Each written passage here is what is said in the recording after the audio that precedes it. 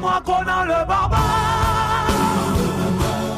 Très chers fans de l'émission La Saga des mannequins, bonjour. Nous sommes très honorés de vous présenter encore une fois une émission. Aujourd'hui, nous parlerons des jeunes personnes qui se sont intéressées au métier de mannequinat et qui ont rêvé de devenir des élites de ce corps de métier. Lilian Davy est notre invitée de ce jour dans cette émission-là. Ouais, c'est ça. Rakim le prince, Orion Production. Maman m'a calé la lumière. Je l'affectionne à pied de luxe. No mandarié, dans les années de retour. No mandarié, je vais encore frapper. No mandarié, vous allez adorer. No mandarié. Hey. Bonjour, toute la Côte d'Ivoire. Je suis la tante de Davy. Pour sa carrière, au début, je n'étais pas vraiment chaude pour qu'il fasse le mannequinat. Bon, mais avec le temps, et puis bon, comme c'était son désir, je l'ai accepté. Et voilà qu'il est parti là, pendant 2 ans, je crois, il a essayé. À chaque fois, il allait. Et là, bon, il se présente et il est le lauréat, le gagnant de la compétition. Et vraiment, ça m'a beaucoup fait plaisir. Je suis très très contente de lui. Mais je suis vraiment contente. Oui. C'est mon neveu. Je l'aime beaucoup. Et vraiment, comme la maman l'a dit, c'est un enfant vraiment sérieux, gentil, poli, j'ai jamais entendu faire des histoires. Vraiment, je l'adore. Et je l'encourage dans tout ce qu'il est en train de faire, que vraiment, ce que lui-même son cœur a désiré, que vraiment ça se passe dans la joie et dans la paix. Moi, c'est Nguessan Yvette. Je suis sa tante aussi, et je l'adore beaucoup.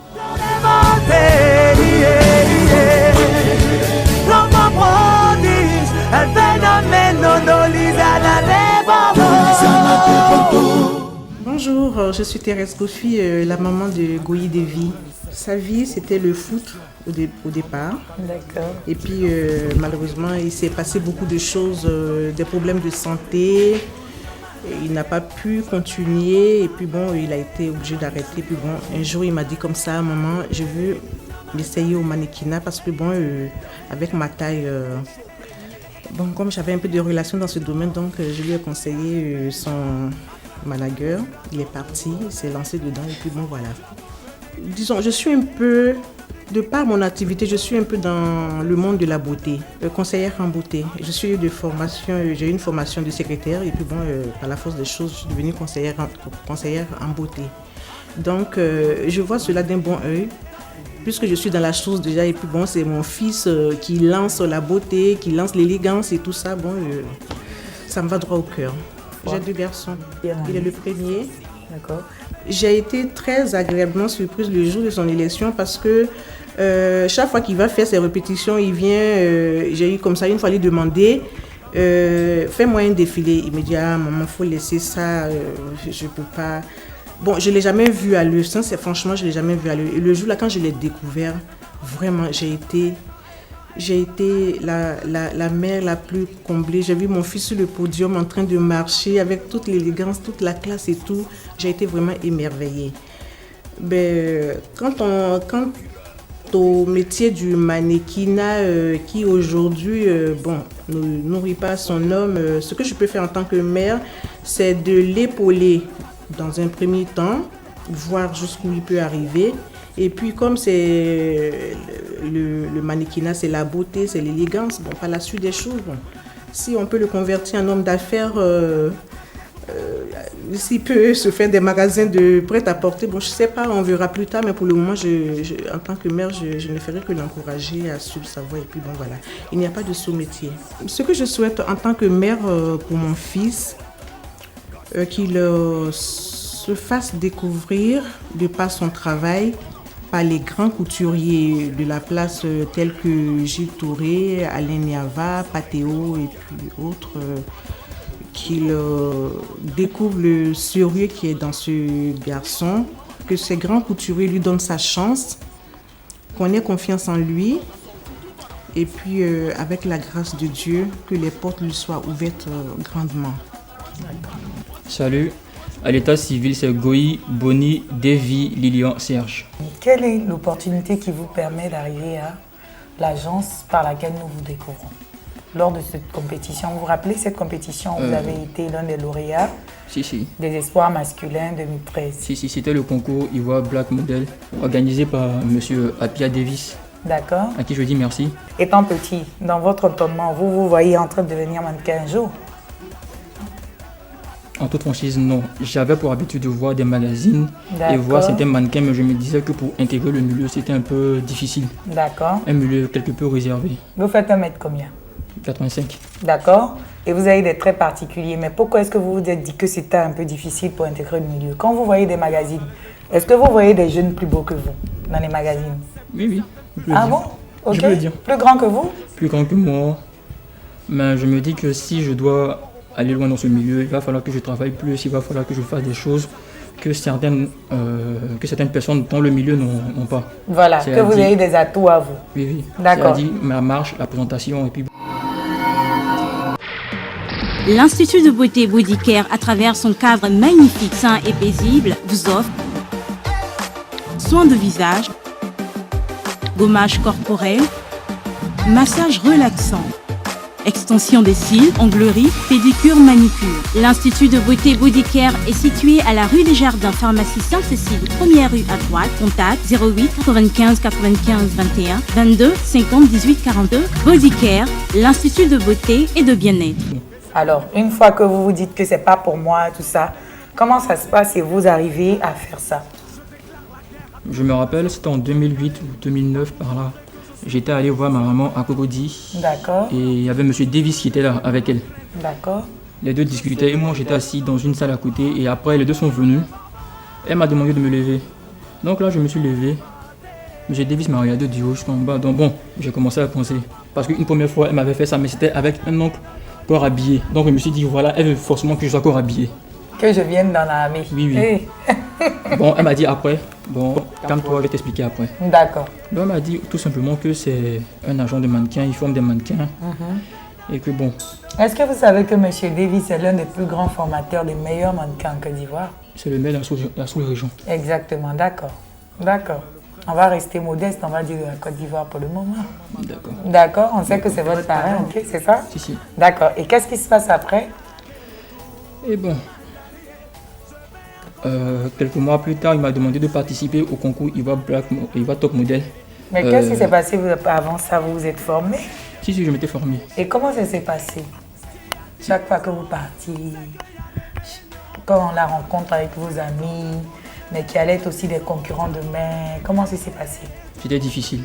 C'était difficile, hein? C'était difficile. À la base, même, je ne voulais pas me présenter, mais étant donné qu'il y avait des personnes qui étaient venues après moi et que je faisais office d'enseignant dans l'agence, il y a quelques amis qui m'ont demandé de me présenter au concours. D'accord. Donc, ce n'est pas parce que vous êtes de l'agence que vous devez vous présenter au concours. C'est deux choses carrément distinctes, c'est ça? Exactement. Différentes, c'est ça? Exactement. Ok. Et c'est à la suite, lorsque mes amis m'ont incité à me présenter au concours, je suis venu à la maison, j'en ai parlé à ma maman et à mes amis. Elle m'a dit de me lancer, on ne sait jamais. Donc là, j'ai discuté avec mes amis de l'agence, mes amis du quartier et tout. Ils t'ont tous encouragé? Ils m'ont encouragé. D'accord. Comment est-ce que tes amis du quartier te voient? Vous êtes très populaire ici. Je ne me dirais pas populaire, mais... Vous êtes aimé par vos amis. Voilà. Là, on revient à l'environnement qui régnait quand vous êtes arrivé dans cette agence. Quel a été le climat? C'était bien. Certes, il y avait une petite concurrence. Ce qu'il faut ajouter, c'est que tous les candidats n'étaient pas uniquement de notre agence. D'accord. Il y avait des éléments qui étaient d'une autre agence, mais on s'entendait pas parfaitement bien. Au moment de l'annonce des résultats, votre état d'esprit, c'est quoi? Stressé. J'avais beaucoup peur. Dans la mesure où, lorsqu'on a appelé le troisième, Baker, d'accord, mon jumeau, lorsqu'on l'a appelé, j'ai commencé à trembler. Je me suis dit, attends, mais si lui il est troisième, dans ce cas, moi je suis quatrième.